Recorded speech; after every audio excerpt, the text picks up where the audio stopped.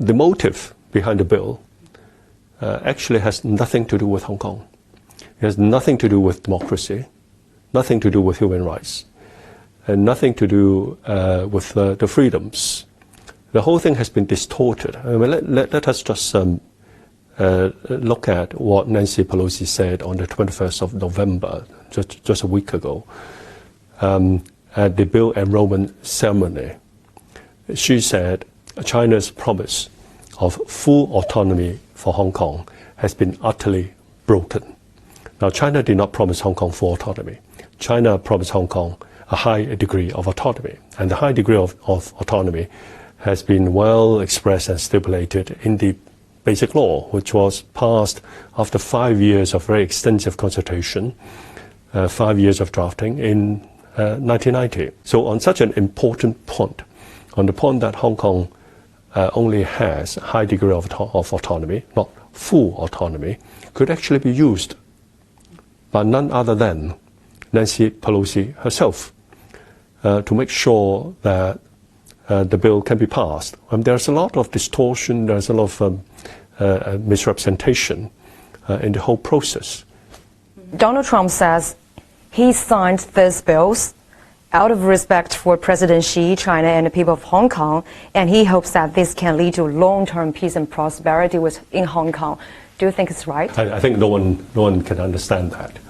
And this is the prestige in the eyes of the Hong Kong people of the United States.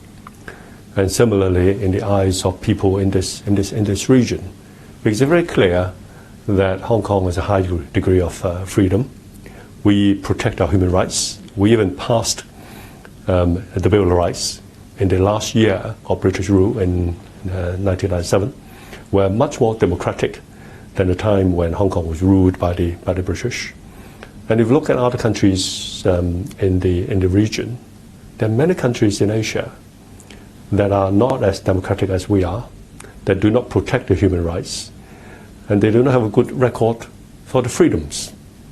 Now, as far as freedom is concerned, if you read reports prepared by the Canadian Fraser Institute, which is a well-known institute on these matters, Hong Kong ranked last year number 3 in the league of various nations and jurisdictions in the world, while America, in terms of freedoms, ranked number 17.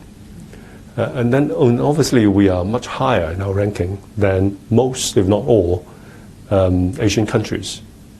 Why hasn't the Americans passed a similar bill to sanction these other countries? My answer is because these countries are not part of China.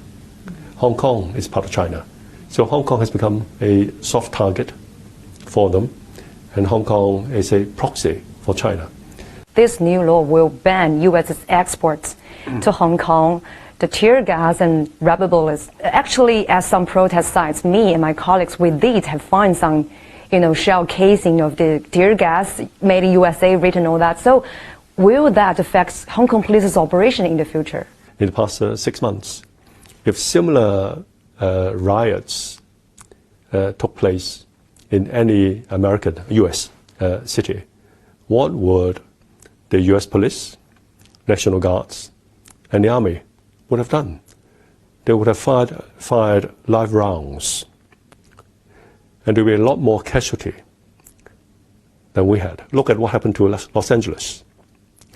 The reason why we use a large number of tear gas is to control the crowd and to enlarge the space between our police and the rioters. In some cases, they are not rioters, they are protesters, so that there is minimum bodily contact, so that no one gets hurt. And that's the reason. If the Hong Kong police did not do that, if they followed the example of their American counterparts, they would have used live rounds on many of these occasions. The Hong Kong police are still very restrained in their operations. But my question is, are we lack of tear gas or rubber bullet right now? I don't think so. I'm sure we'll be able to find alternative supplies.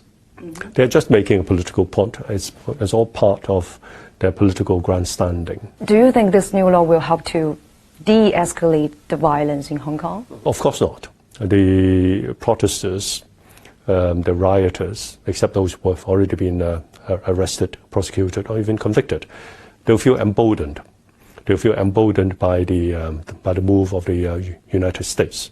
The approval of this new law comes at a very critical timing of the trade negotiations between the two countries. So what kind of signal is the U.S. sending to China? Well, the first signal that it sends to me is that in this large and very substantial country called the United States, no one is in charge. What do you mean by that? Congress, the two houses of Congress, and between the Congress and the president, no one is in charge. They're all playing their own games.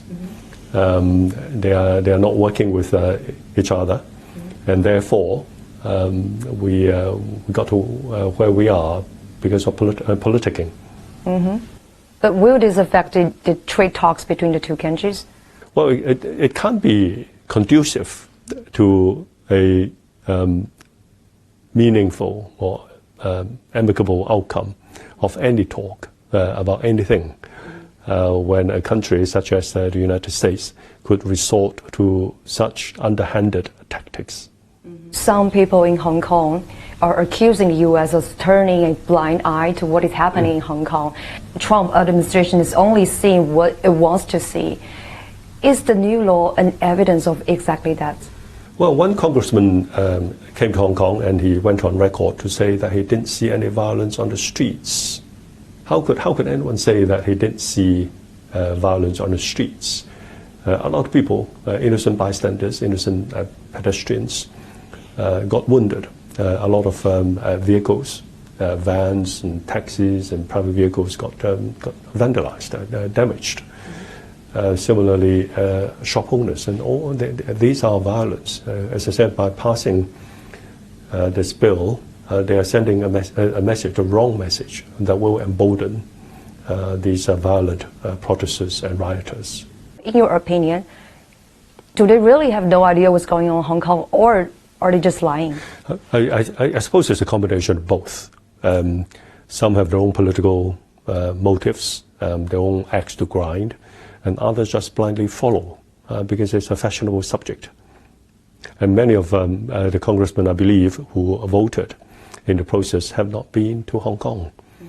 And I would simply suggest to them that they should read the basic law, which is available in English as well. It's freely available on the websites.